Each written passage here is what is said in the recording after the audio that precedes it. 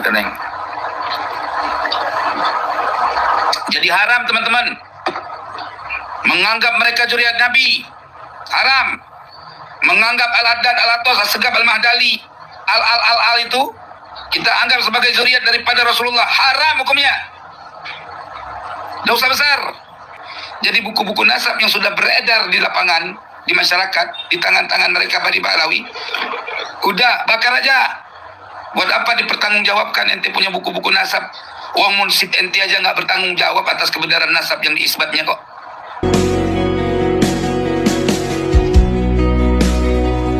Jangankan diriku, semut pun kan marah bila terlalu sakit begini. Terus terang, pada awalnya saya kira perdebatan nasab ini akan seru dan sangat ilmiah, bertabur bintang. Artinya yang berdebat itu adalah orang-orang yang alim, yang top.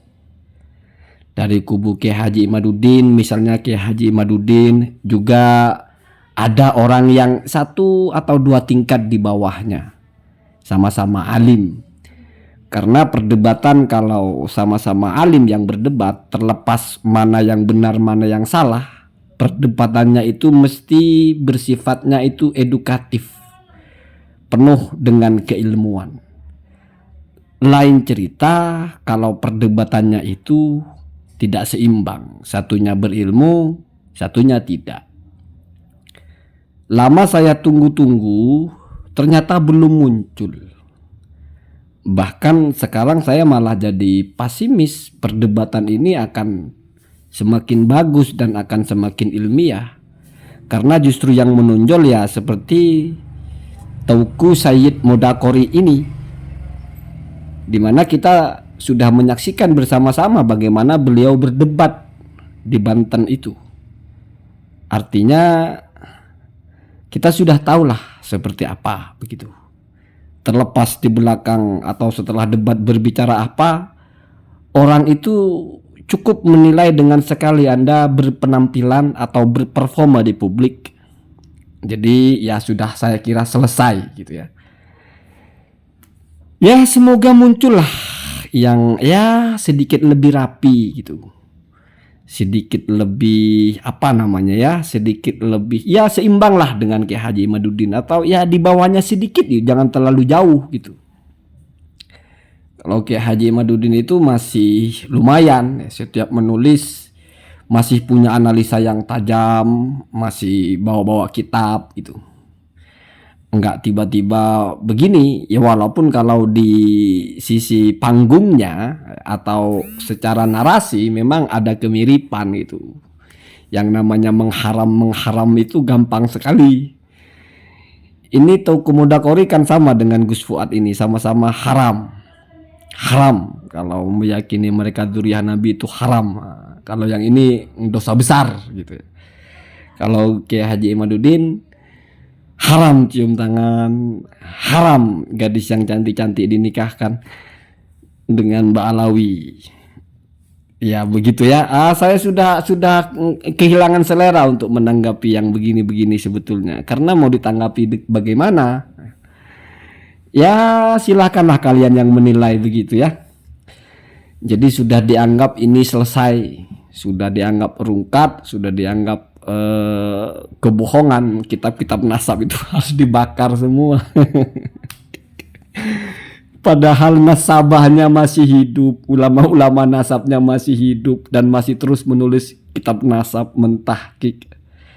Said Mahdi Rojai, Ibrahim bin Mansur, itu ulama-ulama nasabnya masih hidup. Itu salah semua, mereka menebarkan keharuman itu, mengajarkan kesesatan gitu. Yang benar ya Said Modaqori ini, sama Kiai Haji Imaduddin, Gus Fuad Pleret, terus siapa lagi ya? Ya itu Gus Ahong itu. Jadi mereka ini ya yang benar ya, yang menegakkan kebenaran, sementara yang lain selain mereka ini sesat dan mengajarkan sesuatu yang haram.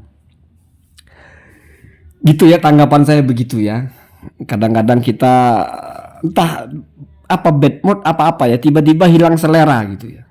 Apalagi mau berdebat atau berdiskusi, ngalah saja, kalah, sudah pasti kalah, saya kalah, nggak imbang ya. Apalagi ya, sekali lagi saya ulangi, saya bukan Robito Alawiyah, dan orang ini juga bukan Kiai Haji Imaduddin, dan mungkin sama-sama pribumi, atau mungkin dia bukan pribumi, saya yang pribumi. Jadi jangan diadu domba antara sesama pribumi ya. Jadi ya saya tanggapi begitu, saya dukung ya. Silahkan Anda teriakkan dosa besar, haram, silahkan ya.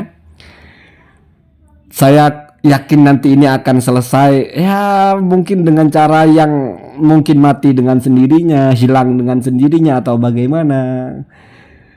Karena pertanyaannya cuma satu, saya kira, mana kitabnya? Nanti kalau sudah keluar kitabnya akan selesai. Ya mungkin akan dirubah fatwanya. Oh, tidak haram lagi. Kan biasa berubah-berubah fatwa itu kan biasa. Kiai Haji Imaduddin aja berubah-berubah fatwanya biasa.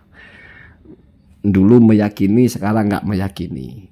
Jadi kita tunggu saja ya, tidak perlu terlalu ditanggapi dengan cara apa gitu. Cukuplah kita dokumentasikan, ada sudah narasi haram ya, sudah dari 2 orang setidaknya. Nanti kalau misalnya ada pembaharuan, mungkin berubah fatwanya. Dan biasa hal semacam itu. Mari kita itu pandai-pandai memilih.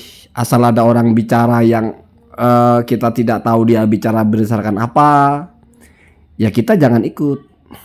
Ya kalau kita yakin itu benar, ya ikut.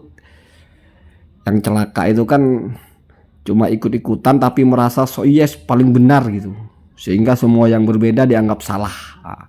Sebetulnya itu bukan masalah dia ikutnya, tapi ketidaktahu diriannya itu. Orang itu percaya diri dan yakin ketika dia tahu persis apa yang diikuti. Ini bicara kitab, bicara nasab. Orang kalau menguasai betul apa yang dibicarakan lalu meyakini, sah-sah saja.